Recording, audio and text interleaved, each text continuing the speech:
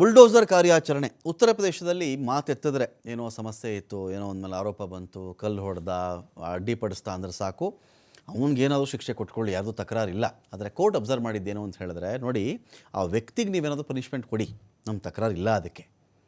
ಆದರೆ ಅವನೇನೋ ಕಲ್ಲು ಹೊಡೆದ, ಅವನೇನೋ ಆಸ್ತಿ ಪಾಸ್ತಿ ಹಾನಿ ಮಾಡ್ದ ಅಂದ ತಕ್ಷಣ ಮನೆಯಲ್ಲಿ ಅಪ್ಪ ಇರ್ತಾರೆ, ಅವ್ರ ಅಮ್ಮ ಇರ್ತಾರೆ, ಅಜ್ಜ ಅಜ್ಜಿ ಮಕ್ಕಳು ಹೆಂಡತಿ ಇರ್ತಾರಲ್ಲ, ಇವರಿಗೆಲ್ಲ ಯಾಕೆ ಪನಿಷ್ಮೆಂಟ್ ಅಂತೇಳಿ ಒಂದು ಪಾಯಿಂಟ್ ಬಂತು.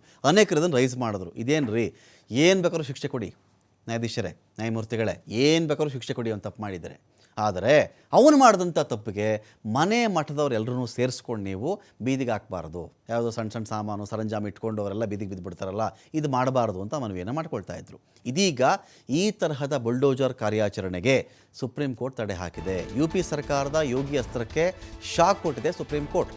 ದೇಶಾದ್ಯಂತ ಎಲ್ಲೂ ಕೂಡ ಬುಲ್ಡೋಜರ್ ಬಾಬಾಗಳು ಈ ಕೆಲಸ ಇಲ್ಲ. ಬುಲ್ಡೋಸರ್ ಬಾಬಾ ಅನ್ನೋದೇ ದೊಡ್ಡ ವಿಚಾರದಲ್ಲಿ ಬೀಗ್ತಾ ಇದ್ರು. ಇದು ಅದ್ಭುತ ಕೆಲಸ ಅಂತೇಳಿ. ಯಾರಾದರೂ ಆಗಿರಲಿ ರೀ, ಈಗ ನಿಮ್ಮ ಮನೆಯಲ್ಲಿ ಯಾರೊಬ್ಬ ತಪ್ಪು ಮಾಡ್ತಾನೆ, ಯಾವುದೋ ಒಂದು ಮನೇಲಿ ಒಬ್ಬ ತಪ್ಪು ಮಾಡ್ತಾನೆ, ಅವನಿಗೆ ಶಿಕ್ಷೆ ಆಗಲಿ ಬಿಡಿ.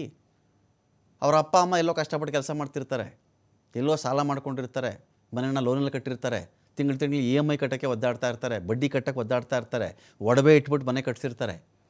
ಮಗ ಹೋಗ್ಬಿಟ್ಟು ಎಲ್ಲೋ ಕಲ್ಲು ಹೊಡೆದ್ಬಿಟ್ಟ, ಯಾವುದೋ ಗಾಡಿಗೆ ಹೊಡೆದ್ಬಿಟ್ಟ, ಯಾವುದೋ ಬಿಲ್ಡಿಂಗ್ ಕಲ್ಲು ಹೊಡೆದ್ಬಿಟ್ಟ ಅಂದ್ಬಿಟ್ಟು ನೀವು ಅವನಿನ್ನೂ ಇವ್ರ ಮಗ ಎಲ್ಲಿ ಹೋಗಿದ್ದಾನೆ ಅಂತಲೇ ಎಷ್ಟೋ ಜನಕ್ಕೆ ಗೊತ್ತಿರಲ್ಲ. ತಗೊಂಡು ನೋಡಿ ಆ ಮನೆ, ನೋಡಿ ನೀವೇ ನೋಡ್ರಿ ಆ ಮನೆನ, JCB ಆ ಮನೆ ಇದೆಯಲ್ಲ, ಯಾರೋ ಲೋನ್ ಕಟ್ಬಿಡ್ತಾನೆ ಕಟ್ಟಿರ್ತಾರೆ ರೀ ಅದನ್ನು. ಯಾರದೇ ಮನೆ ಆಗಿರಲಿ, ಹೂ ಎವರ್ ಇಟ್ ಮೇ ಬಿ, ಆ ಮನೆ ಒಂದು ತಪ್ಪು ಮಾಡಿದ್ನಾ, ಅಪಾರ್ಟ್ಮೆಂಟ್ ಒಂದು ತಪ್ಪು ಮಾಡಿದ್ನಾ, ಶಿಕ್ಷೆ ಹಾಕಿ ಅವನಿಗೆ, ದಂಡ ವಸೂಲಿ ಮಾಡಿ ಅವನ ಕಡೆಯಿಂದ, ಜೈಲಲ್ಲಿ ಕೆಲಸ ಮಾಡಿಸಿ ಅವನ ಕಡೆಯಿಂದ, ನಮ್ಮ ತಕರಾರಿಲ್ಲ. ಆ ಮನೆಯಲ್ಲಿ ಅಜ್ಜನೋ ಅಜ್ಜಿನೋ ಪುಟಾಣಿ ಮಕ್ಕಳು, ವಯಸ್ಸಾದವರು, ಕಾಯಿಲೆ ಬಿದ್ದವರು ಯಾರೋ ಇರ್ತಾರಲ್ವೇನ್ರಿ, ಚಳಿಗಾಲವೋ ಮಳೆಗಾಲವೋ ಬೇಸಿಗೆನೋ ತೆಗೆದು ಆಚೆ ಬಿಸಾಕ್ಬಿಡ್ತಾರಲ್ಲ ಅವ್ರನ್ನ. ಆ TV ಅದ್ಯಾವುದೋ ಬೀರು ಇಂಥದ್ದೆಲ್ಲ ಇಟ್ಕೊಂಡು ಆಚೆ ಬಿದ್ದು ಹೋಗ್ಬಿಡ್ತಾರಲ್ಲ. Is it fair? ಇದು ಸರಿನಾ ಅಂತ ದೇಶಾದ್ಯಂತ ಕ್ವಶನ್ ಎದ್ದಿತ್ತು. ಏನು ಅದ್ಭುತ ಬುಲ್ಡೋಸರ್, ಅಂಗಡಿ ನರಸಮ ಮಾಡಿದ್ದೆ ಅದ್ಭುತ, ಅವ್ರ ಮನೆ ಉರುಳಿಸಿದ್ದೆ ಅದ್ಭುತ. ಒಂದು ಕ್ಷಣ ನಾವೆಲ್ರಿಗೂ ಯಾಕೆ ಇದನ್ನು ಮಾನವೀಯ ಕಣ್ಣುಗಳು ನೋಡಬೇಕು ಅಂತ ನೋಡಿ, ಇವ್ರ ಹೆಸರನ್ನ ಬುಲ್ಡೋಸರ್ ಬಾಬಾ ಅಂತ ಬೇರೆ ಕರೀತಾರೆ ಇವ್ರನ್ನ. ಇರಲಿ, ಒಂದು ಕ್ರಮ ಮಾಡ್ತೀನಿ ಅಂತ ಹೇಳಿ ಬುಲ್ಡೋಸರ್ ತೊಗೊಂಡು ಮನೆ ಒಡೆದು ಹಾಕ್ತಾ ಹೋದರೆ ಒಂದು ಮನೆನೂ ಉಳಿಯಲ್ಲ ರೀ. ಕಣ್ಣಿಗೆ ಕಣ್ಣು, ಹಲ್ಲಿಗೆ ಹಲ್ಲು ನೀತಿ ಜಾರಿಗೆ ತಂದುಬಿಟ್ರೆ ಯಾರಿಗೂ ಊಟ ಮಾಡೋಕ್ಕೆ ಹಲ್ಲಿರಲ್ಲ, ನೋಡೋಕ್ಕೆ ಕಣ್ಣಿರಲ್ಲ. ಪ್ರತಿಯೊಬ್ಬ ಮನುಷ್ಯ ಒಂದಲ್ಲ ಒಂಥರ ತಪ್ಪು ಮಾಡ್ತಾನೆ ಇರ್ತಾನೆ. ನಿನ್ನ ಕಣ್ಣು ತೊಂದರೆ ಮಾಡಿದ್ರೆ ಅವ್ನ ಕಣ್ಣು ಕಿತ್ಬಿಡು, ನಿನ್ನ ಹಲ್ಲಿಗೆ ತೊಂದರೆ ಮಾಡಿದ್ರೆ ಅವ್ನ ಹಲ್ಲು ಮುರಿದು ಹಾಕ್ಬಿಡು ಅಂತ ಹೋಗ್ಬಿಟ್ರೆ ನಾವು ಮುಗಿದೋಯ್ತಲ್ಲ. ಯಾರಿಗೂ ಹಲ್ಲು ಇರೋಲ್ಲ, ಕಣ್ಣು ಇರೋಲ್ಲ. ಆ ಥರ ನೀತಿ ಇದು. ಏನು ಆರಂಭದಲ್ಲಿ ಇದಕ್ಕೆ ವಾವ್ ಅದ್ಭುತ ಅಂದೋರೇ ಹೆಚ್ಚು. ಸುಪ್ರೀಂ ಕೋರ್ಟ್ ಚಾಟಿ ಬೀಸಿದೆ. ಇದೀಗ ಈ ಥರದ ಬುಲ್ಡೋಸರ್ ಕಾರ್ಯಾಚರಣೆ ನಡೆಸಬಾರದು. ಅಕ್ಟೋಬರ್ 1ರವರೆಗೂ ಬುಲ್ಡೋಸರ್ ಕಾರ್ಯಾಚರಣೆಗೆ ತಡೆ ಒಡ್ಡಲಾಗಿದೆ. ಏನೋ ಸರ್ಕಾರಿ ಜಾಗ ಒತ್ತುವರಿ ಮಾಡಿದ್ರಾ, ರಿಯಲ್ ಎಸ್ಟೇಟ್ ಮಾಡೋರು, ಇನ್ನೊಬ್ಬರು ಮತ್ತೊಬ್ಬರು ಭೂಗಳ್ಳರು, ಅಂಥದ್ದನ್ನು ಮಾತ್ರ ತೆರವು ಮಾಡಿ. ನೀವು ಆರೋಪಿಗಳ ಕಟ್ಟಡವನ್ನೇ ನೆಲಸಮ ಮಾಡ್ತಾಯಿತ್ತು UP ಸರ್ಕಾರ.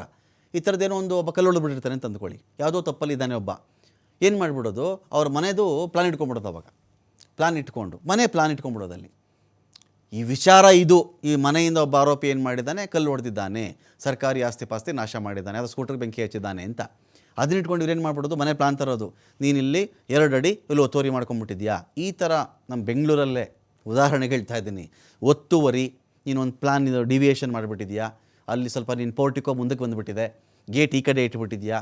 ಇದನ್ನ ಇಟ್ಕೊಂಡು ಏನಾದರೂ ಮನೆ ನೆಲಸಮ ಮಾಡೋಕ್ಕೆ ಹೋಗ್ಬಿಟ್ರೆ ನೀವು ಸಾವಿರಾರು ಬಿಲ್ಡಿಂಗ್ ನೆಲಸಮ ಮಾಡ್ಬೇಕ್ರಿ. ರಾಜಕಾಲುವೆ ಒತ್ತುವರಿ ನೆಲಸಮ ಮಾಡ್ತಾ ಇಲ್ಲ ನಮ್ಮಲ್ಲಿ, ಅಲ್ಲ ಆ ಥರ ಆಗ್ತಾಯಿತ್ತು. ಇದೀಗ ಅದಕ್ಕೆ ಒಂದು ಎಚ್ಚರಿಕೆ ಅಂತೂ ಹೋಗಿದೆ. ಈ ಅಕ್ಟೋಬರ್ವರೆಗೂ ಕೂಡ ಈ ಥರದ 1ರವರೆಗೂ ಕೂಡ ಈ ಥರದ್ದು ಯಾವುದೇ ಕೆಲಸ ಮಾಡಿಸ್ಬಾರ್ದು ಅಂತ.